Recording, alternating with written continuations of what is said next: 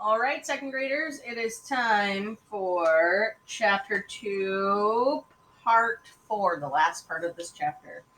Let's see what happens to these kids when their parents put that hearing powder in their ears. Come on now, help me. They tiptoed into the children's rooms and put a toothpick full of the magic powder in each one's right ear.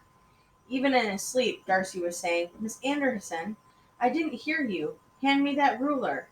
I thought you said bananas are cooler.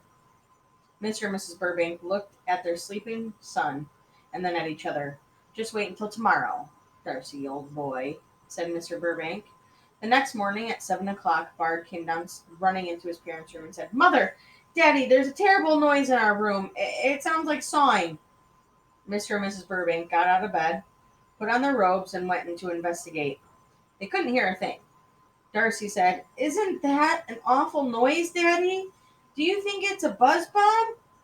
Mr. and Mrs. Burbank looked and looked, but they couldn't see or hear anything. Mr. Burbank told the children to get dressed and come down to breakfast. Bard began to cry.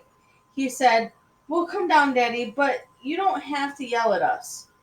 Mr. Burbank said in a very quiet whisper, Your hearing must be very good this morning. I didn't yell. In fact, I almost whispered. Then he said, Exactly where is that buzzing noise coming from? Darcy, listen carefully and tell me. Darcy said, Right by the curtain. Mr. Burbank pulled the curtain and found a very small fly buzzing in the corner of the window. Remembering his experience with the mosquito, he didn't dare swat the fly.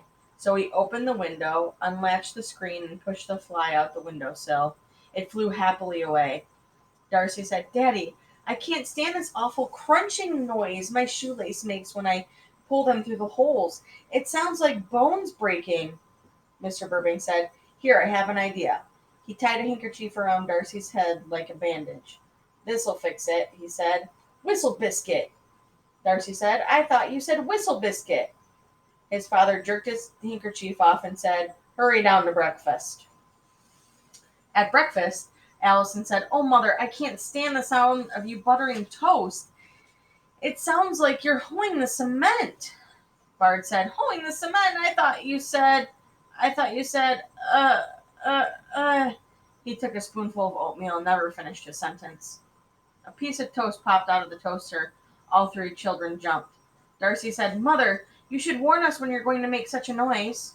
Mrs. Burbank said, I'm sorry, but it didn't seem loud to me.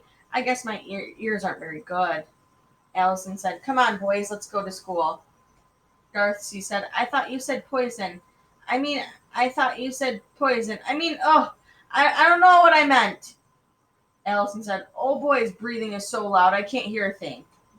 And does he have to splash his tongue around in his mouth like that, Mother? Mrs. Burbank called old boy and gave him a piece of bacon. He snapped and gulped he snapped and gulped it, and all three children jumped and shuddered. What a noise, said Allison, glaring balefully at poor old boy.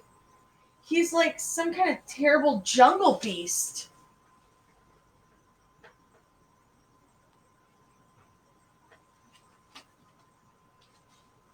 Mrs. Burbank said, Come, children, put on your coats and go to school. Allison said, Spit on our coats? I thought you said spit on our coats. But nobody laughed. Darcy said, Don't talk so loud, Allison. It hurts my ears. Bard said, Didn't you hear what Mother said? She said don't spit on your coats. She said put on your coats. Allison said, I know it. I can hear. Let's go. The front door quietly closed quietly, and Mrs. Burbank said to her husband, who was looking for the sugar, That's the first time in 5 years they haven't banged on the door. Here's the sugar, dear, and you have 4 minutes before the next bus. Just then the front door opened, and the three children came crying in the house. Allison said, Mother, we can't stand it. The sidewalk is covered with leaves, and we walk through the noise is so dreadful I can't even bear it. It sounds like hundreds of giant chopping woods. Barrett said, It sounds like millions of paper bags. Darcy said, It sounds like thousands of houses burning up, crackle, crackle, crash.